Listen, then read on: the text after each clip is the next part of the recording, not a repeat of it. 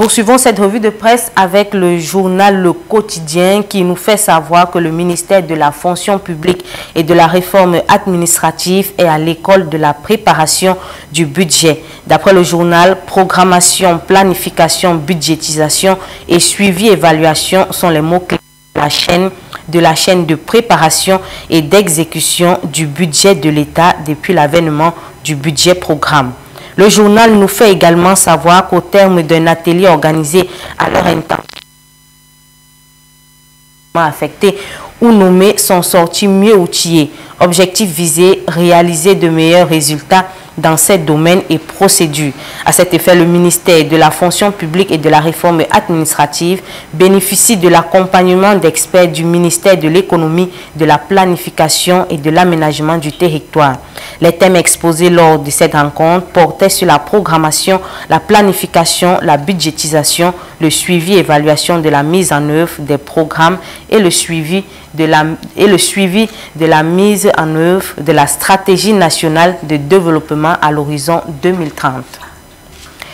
Parlons économie à présent. Marché, la baisse du prix des huiles végétales ignorée. C'est le titre à la une du quotidien de l'économie. Le journal de Thierry Ekouchi nous dit que plus d'une semaine après, les commerçants ne tiennent pas en compte les nouveaux barèmes récemment institués par Luc Magloire Mbarga Atangana, ministre du Commerce. Il y a quelques jours, le ministère du Commerce avait rendu public un communiqué faisant savoir aux consommateurs que désormais le prix de l'huile oléo 1 litre passerait de 1500 à 1100 francs CFA. Les détails à lire en page 7 du journal. Le journal Le Drapeau titre à sa une « Développement durable ». L'Union européenne investit 12 milliards de francs CFA au Cameroun. Le quotidien d'information républicaine nous fait savoir que l'Union européenne a récemment signé 2 conventions de financement d'une valeur totale de 12 milliards de francs CFA avec le gouvernement camerounais. Ces accords visent à promouvoir l'entrepreneuriat et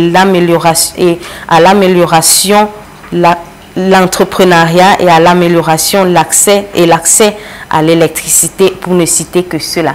Les détails à lire à la page 3 du journal. Le journal Médiaction titre à sa performance « Coopération internationale décentralisée de bons fruits récoltés par le maire Roger Tafam au Brésil au profit de la ville de Bafoussam ». Le journal nous apprend que le maire de Bafoussam était en mission de travail au Brésil depuis le 31 mars dernier et a obtenu plusieurs contrats de partenariat économique avant de signer le 3 avril 2024 un accord de jumelage entre Bafoussam et Florianopolis. Ceci après l'ouverture de la foire internationale de cette ville brésilienne en présence de l'ambassadeur du Cameroun au Brésil. Les détails sur cette information à lire dans les colonnes du journal d'information Médiaction. Carte jeune biométrique, l'appel à l'enrôlement, c'est le titre choisi en bas de page du journal Gouvernance. Le quotidien de Lazare Nomo nous apprend que pour leur montrer l'importance de la carte jeune biométrique qui a été annoncée, la campagne d'enrôlement pour appeler les jeunes à y accéder a été lancée le 3 avril dernier par le ministre de la Jeunesse et de l'Éducation civique, Mounouna Futsu. Notons que la carte jeune bénéficier de certaines facilités, certaines réductions, par exemple dans le transport et les achats auprès des sociétés partenaires du projet. Les détails à lire en page 3 du journal. Réforme de la police municipale, la difficile adaptation, c'est le titre choisi par le quotidien national bilingue Cameroun Tribune pour nous rappeler que les municipalités avaient 18 mois pour s'arrimer au décret présidentiel du 19 août 2022, organisant ce service au sein des communautés urbaines et des communes. Cameroun Tribune nous apprend qu'alors que l'échéance prend fin dans 4 jours, seulement 22 sur 374 sont assez avancés pour envoyer leurs agents en formation dès le mois de juin prochain. Les détails sur cette information à la page 4 et 5 du journal Cameroun Tribune. Nous restons avec le quotidien national bilingue Cameroun Tribune pour parler du sport. Le journal Cameroun Tribune titre à sa grande une « Controverse autour du nouveau staff des Lions. Polémique inutile. D'après le journal, la nomination du nouvel encadrement de la sélection nationale de football mardi dernier par le ministre des Sports et de l'Éducation physique a suscité une réaction de désapprobation du président de la FECAFOOT. Depuis, la problématique enfle autour de cette situation. Résultat, on est loin de la sérénité tant recherchée autour de l'équipe nationale. L'article est à lire à la page 20, de la page 26 à la page 27 du journal Cameroun Tribune. Voilà, Christy, c'est tout pour la revue de presse de ce matin. Merci beaucoup, Clara, pour ce rendu. On va quand même revenir sur une information qui intéresserait sûrement beaucoup de ménagères, l'huile. L'huile, finalement, on est passé de 1500 à 1100 francs, même si sur les étals, c'est... Sur le marché, les commerçants, eux, ils disent qu'il faudrait que l'ancien stock soit écoulé avant d'appliquer. Oui, c'est ce qu'on dit au marché, les étalages et autres, oui, vraiment, c'est l'ancien stock. Mais généralement, quand le prix augmente, est-ce qu'on n'attend pas aussi d'écouler l'ancien stock? Ça, c'est la question qu'on se pose souvent. Hein. Bon, c'est ça le problème. Quand le prix augmente, forcément, ils n'appliquent pas aussi Ils n'appliquent pas. Ils augmentent de suite, à l'instant même. Oui, mais dans ce cas...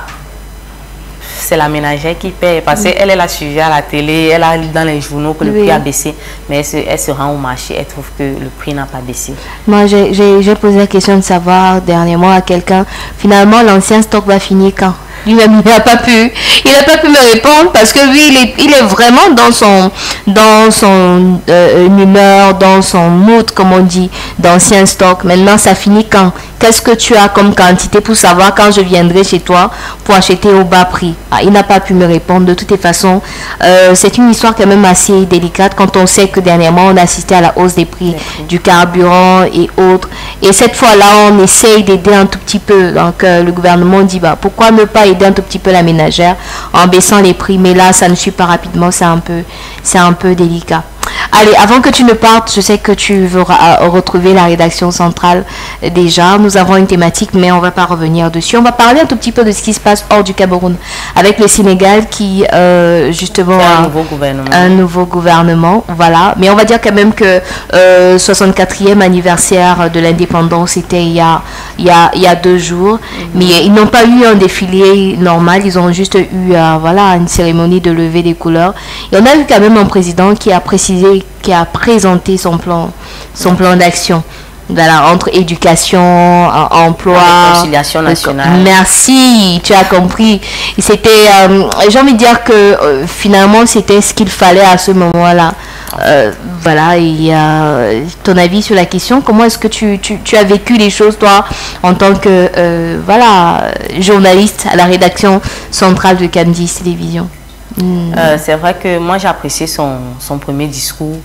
Lorsqu'il a prêté serment, il est revenu, il a dit qu'il faut réconcilier le Sénégal, les nationaux et ceux vivant à l'étranger. Oui.